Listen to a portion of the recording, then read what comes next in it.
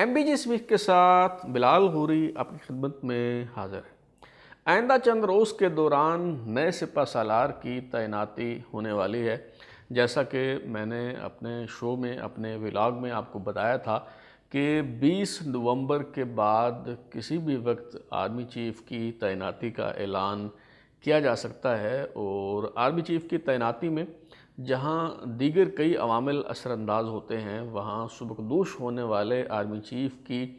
जो राय होती है, उसका जो मशवरा या तजवीज़ होती है, उसकी भी बड़ी अहमियत होती है। माजी में किस आर्मी चीफ़ ने किस जर्नेल का नाम अपने जानशीन के तौर पर तजवीज़ किया और उसकी ये राय, तजवीज़ या मशवरा माना गया या नहीं माना गया। मौजूदा army chief general Qamar Javed Bajwa, जिनकी मुद्दत मुलाजमत में अब महज चंद दिन ही बाकी हैं, वो किसे अपने जानशीन के तौर पर देखना चाहते हैं और क्या ऐसा मुमकिन है कि उनकी ख्वाहिश और फरमाइश का एहतराम किया जाए। आज की शो में हम इसी हवाले से गुफ्तगू करेंगे और इस मामले को जो है वो समझने की कोशिश करेंगे। तो जनाब जुल्फ़िकार अली भुट्टो जब वज़ीर-ए-आज़म थे, आखिरी जो कमांडर इन चीफ़ थे अफ़वाज पाकिस्तान के, जिसके बाद ये जो ओहदा है इसे चीफ़ ऑफ आर्मी स्टाफ से बदल दिया गया, तो जनरल गुल हसन से तो गन पॉइंट पर इस्तीफ़ा ले लिया गया था और उनके बाद जनरल टिक्का खान जो हैं उन्हें आर्मी चीफ़ बनाया गया था। जनरल टिक्का खान की मुद्दत मुलाजमत जब ख़त्म हो रही थी तो चंद माह पहले नए आर्मी चीफ़ की तलाश का काम जो है वो शुरू हुआ। उस वक़्त सीनियरिटी लिस्ट में तरतीब क्या थी वो मैं आपके सामने जो है वो रखता हूँ। उस वक़्त लेफ्टिनेंट जनरल शरीफ पहले नंबर पर थे सीनियरिटी में, लेफ्टिनेंट जनरल अकबर ख़ान दूसरे नंबर पर थे, लेफ्टिनेंट जनरल आफ्ताब अहमद ख़ान तीसरे, लेफ्टिनेंट जनरल अज़मत बख्श आवान चौथे, लेफ्टिनेंट जनरल आगा अली इब्राहिम अकरम पाँचवें, लेफ्टिनेंट जनरल मलिक अब्दुल मजीद छठे, लेफ्टिनेंट जनरल ग़ुलाम जिलानी ख़ान सातवें, जबकि लेफ्टिनेंट जनरल ज़ियाउल हक आठवें नंबर पर थे। उस वक्त के जो आर्मी चीफ़ थे जनरल टिक्का खान, उन्होंने वज़ीर-ए-आज़म जुल्फ़िकार अली भुट्टो से मुलाकात की और उन्हें मशवरा दिया कि लेफ्टिनेंट जनरल अकबर ख़ान जो DGISI के तौर पे काम कर चुके हैं, उन्हें आर्मी चीफ़ बना दिया जाए तो ये बहुत बेहतर होगा। लेकिन जुल्फ़िकार अली भुट्टो ने आउट गोइंग चीफ़ के इस मशवरे को कोई ख़ास अहमियत ना दी और इसके साथ वही सलूक किया जो बिन मांगे या मुफ्त के मशवरों के साथ जो है वो किया जाता है। बिल्कुल उन्होंने अहमियत नहीं दी और सीनियरिटी लिस्ट में 8वें नंबर से जनरल ज़ियाउल हक को उठा के उन्होंने आर्मी चीफ़ बना दिया। इस हवाले से जो और ये जो सीनियरिटी में पहले नंबर पर थे लेफ्टिनेंट जनरल शरीफ, उन्हें chairman joint chiefs of staff committee तैनात कर दिया गया। यानी इस हवाले से उन्होंने सीनियरिटी के रूल को फॉलो किया, लेकिन आर्मी चीफ़ उन्होंने नीचे से उठा के, और पाकिस्तान की तारीख़ में पहली मरतबा इस तरह से हुआ कि 8वें नंबर से किसी को उठा के आर्मी चीफ़ बनाया गया। इस हवाले से जो दूसरी मिसाल है वो उस वक्त की है जब मियाँ नवाज़ शरीफ जो है वो वज़ीर-ए-आज़म थे। मियाँ नवाज़ शरीफ का जो पहला दौरे हुकूमत था बतौर वज़ीर-ए-आज़म, तब तो उनके पास अख्तियार नहीं था आर्मी चीफ़ को तैनात करने का, और ये अख्तियार सदर के पास था, सदर मुमलिकत के पास, लिहाजा उसे हम डिस्कस नहीं करते। लेकिन जब मियाँ नवाज़ शरीफ साहब दूसरी मरतबा 2/3 अक्सरियत लेके वज़ीर-ए-आज़म बने और आइन में तरमीम हुई, तो ये अख्तियारात जो हैं वो सदर से वज़ीर-ए-आज़म के पास आ गए। तो अब आर्मी चीफ़ थे जनरल जहांगीर करामत, जिन्होंने रिटायर होना था जनवरी 1999 में। तो उससे पहले ज़ाहिर है 2-3 महीने पहले नए आर्मी चीफ़ की तलाश का काम जो है वो शुरू हो जाता है। तो जो जनरल जहांगीर करामत हैं, उन्होंने मियाँ नवाज़ शरीफ साहब से जो है वो मुलाकात की ताकि उन्हें अपने कीमती मशवरे से नवाजें और उन्हें बताएं कि उनका जानशीन किसे मुकर्रर किया जाना चाहिए और किसे जो है वो आर्मी चीफ़ लगाया जाना चाहिए। जनरल आसिफ नवाज़ के भाई शुजा नवाज़ जो हैं, उनकी किताब क्रॉस्ड स्वॉर्ड्स अगर आपकी नज़र से गुजरी है, आपने पढ़ी है,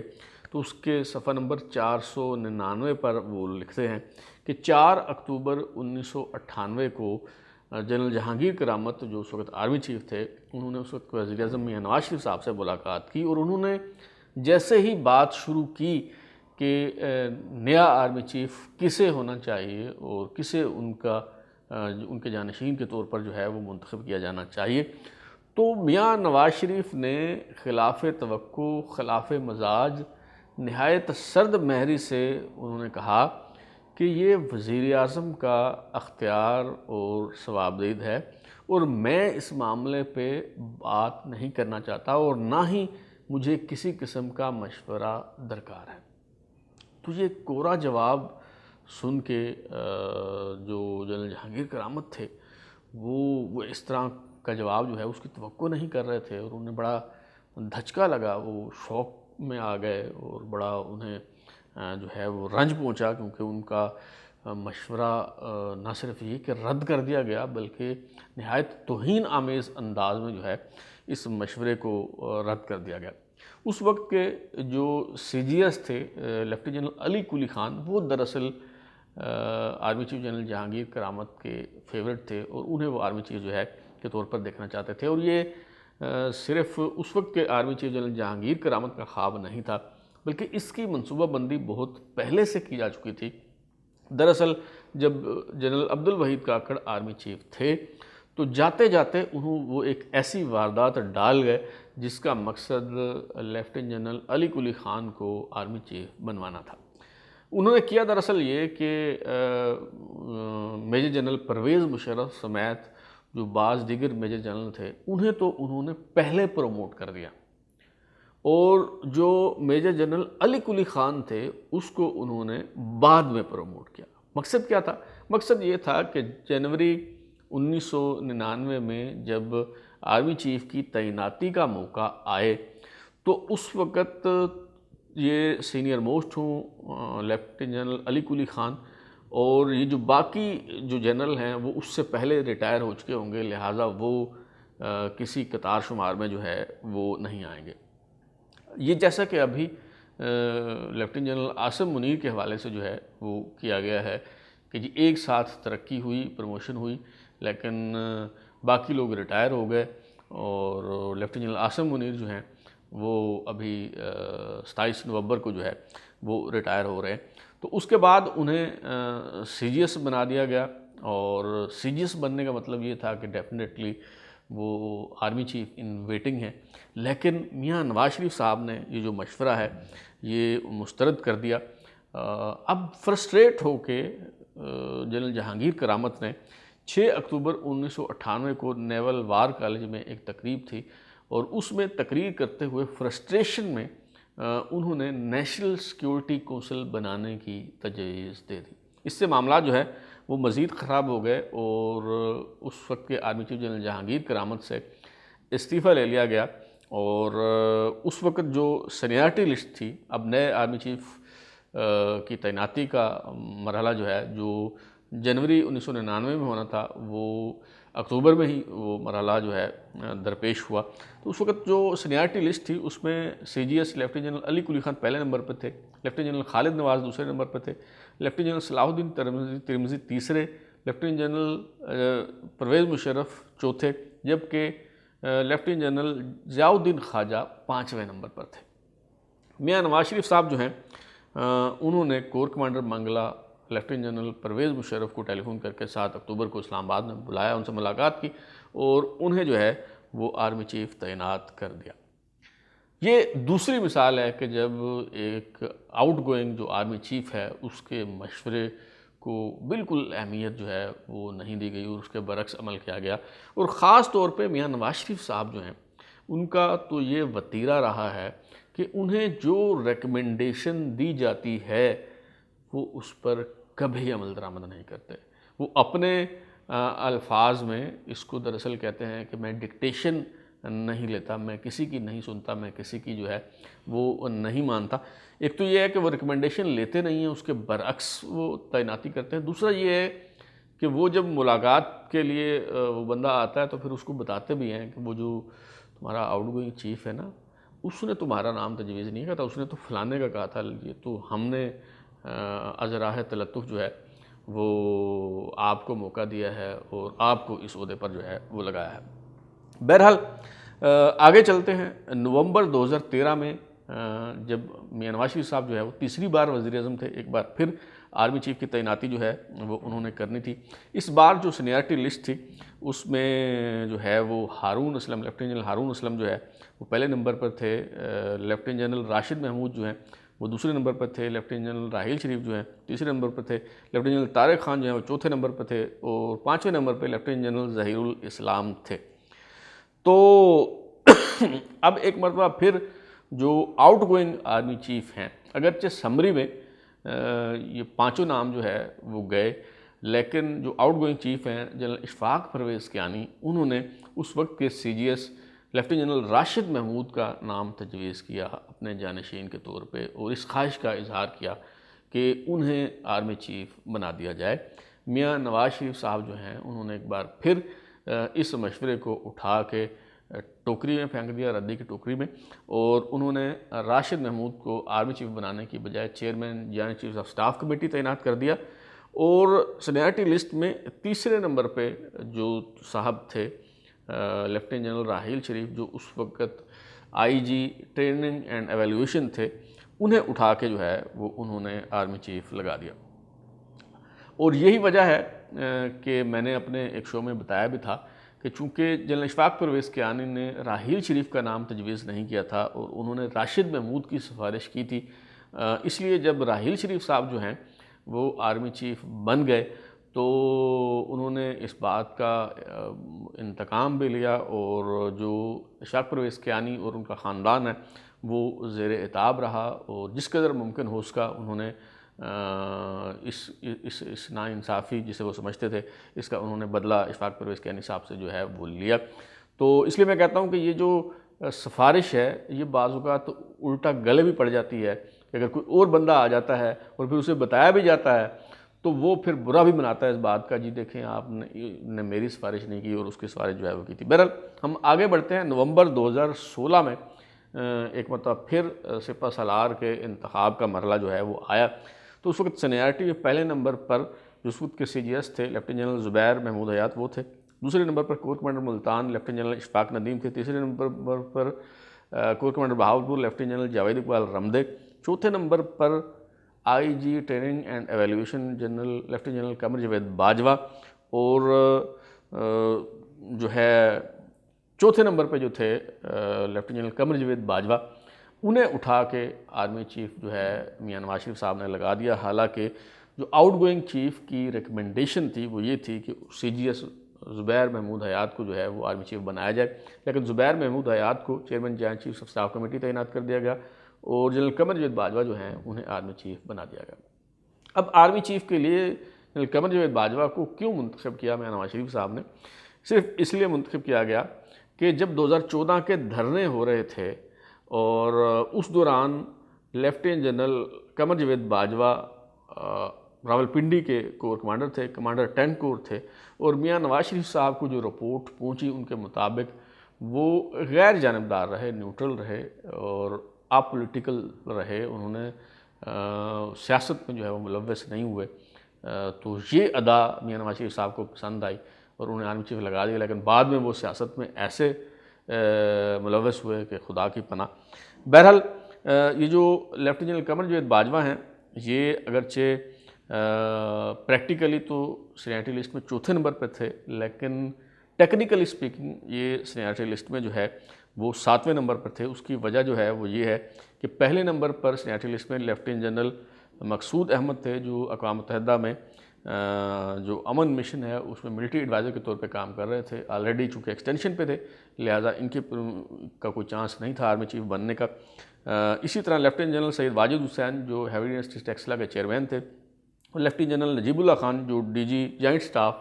ہیڈ کوارٹر تھے، ان دونوں نے چونکہ کور کمانڈ نہیں کی تھی تو یہ آرمی چیف بننے کی دوڑ میں جو ہے وہ شامل نہیں تھے۔ اب موجودہ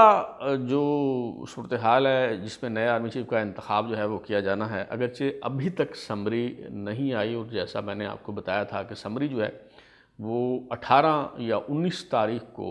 سیکرٹری دفاع کے توسط سے وزیر اعظم کے پاس آئے گی، اور چونکہ آرمی چیف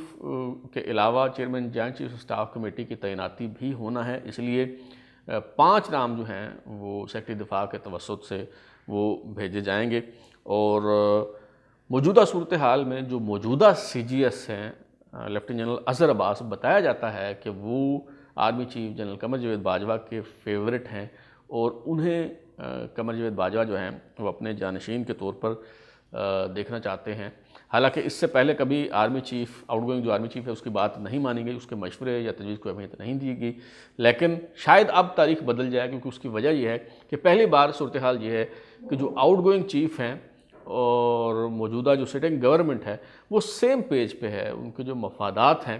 وہ اور تحفظات ہیں وہ ایک جیسے ہیں۔ تو ہو سکتا ہے اس دفعہ جو آؤٹ گوئنگ آرمی چیف ہے اس کا مشورہ یا اس کی تجویز جو ہے وہ مان لی جائے۔ آرمی چیف کی تعیناتی کے حوالے سے لندن میں جو مشاورت ہو رہی ہے اس کے بعد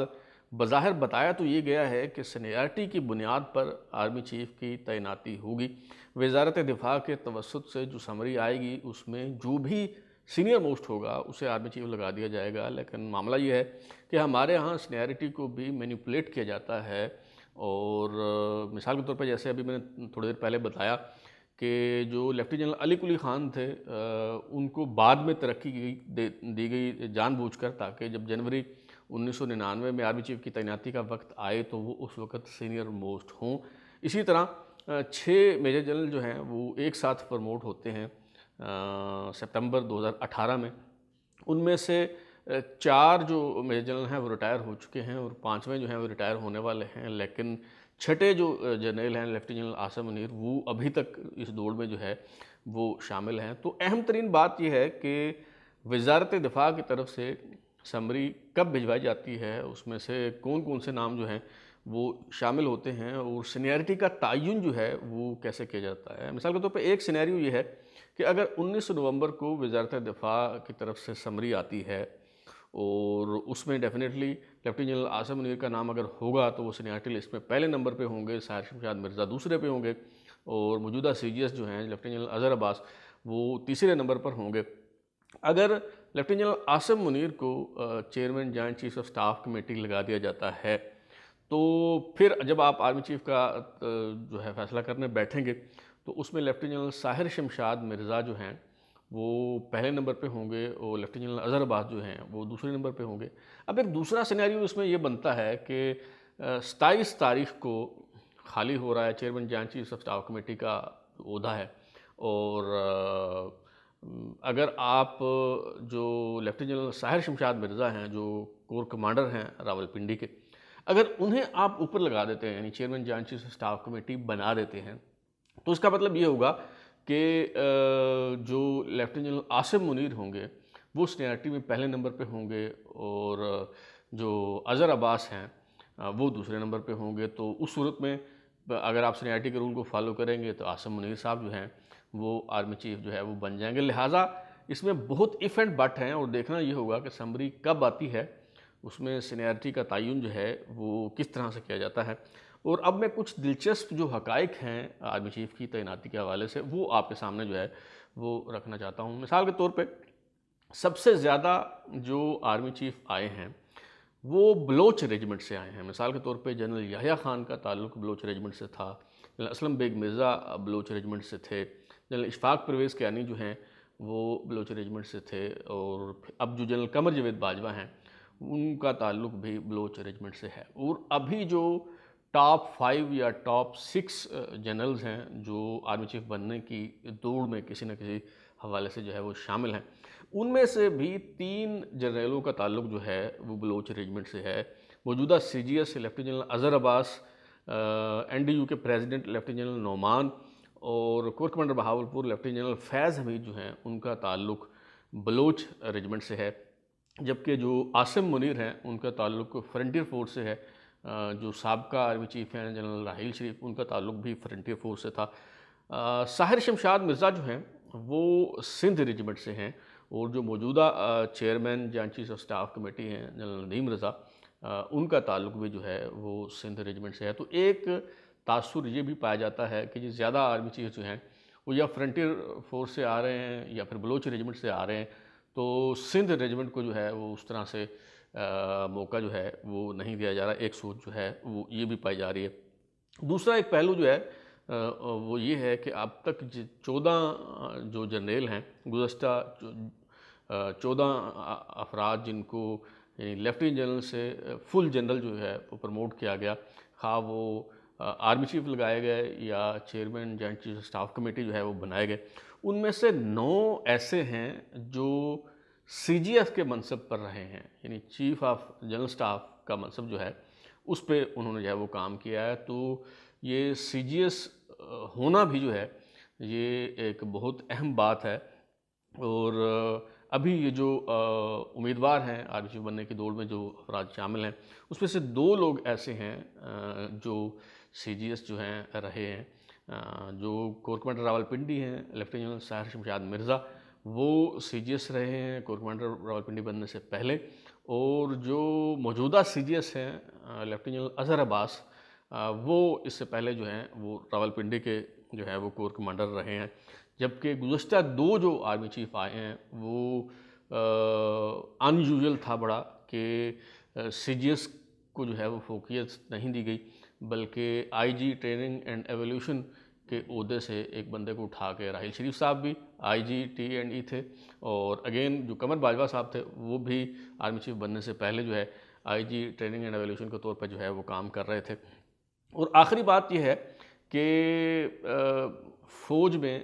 جو آرمڈ کور ہے اور انفینٹری ہے یا آرٹلری ہے، یہ جو 3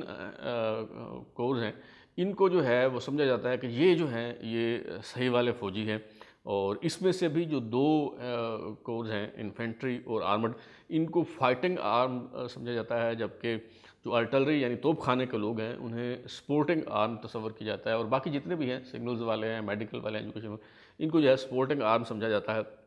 تو جنرل پرویز مشرف صاحب جو ہیں وہ آخری چیف تھے جن کا تعلق آرٹلری یعنی توپ خانے سے تھا. اس کے بعد جو ہے وہ آخری جو chairman joint chief of staff committee ہیں جنرل زبیر محمود حیات، ان کا تعلق بھی جو ہے وہ آرٹلری سے تھا. ورنہ زیادہ تر لوگ جو آ رہے ہیں وہ انفینٹری سے ہی آ رہے ہیں. مثال کے طور پہ جنرل اشفاق پرویز کیانی، جنرل راحیل شریف اور جنرل قمر جاوید باجوہ، ان تینوں کا تعلق جو ہے وہ انفینٹری سے ہے، اور اب بھی شاید انفینٹری سے ہی کوئی آرمی چیف لگایا جائے. دیکھتے ہیں کیا ہوتا ہے. اب تک کے لیے اتنا ہی. بلال ہوئی کو اجازت دیجیے، پھر ملاقات ہوگی. اگر آپ کو ہمارا شو پسند آیا تو اسے لائک کریں، کامنٹ کریں، شیئر کریں، اور ہمارا چینل سبسکرائب کرنے کے بعد بیل آئیکن یعنی گھنٹی ضرور دبائیں تاکہ آپ کو نئی ویڈیوز کے نوٹیفیکیشنز ملتے رہیں. بہت شکریہ.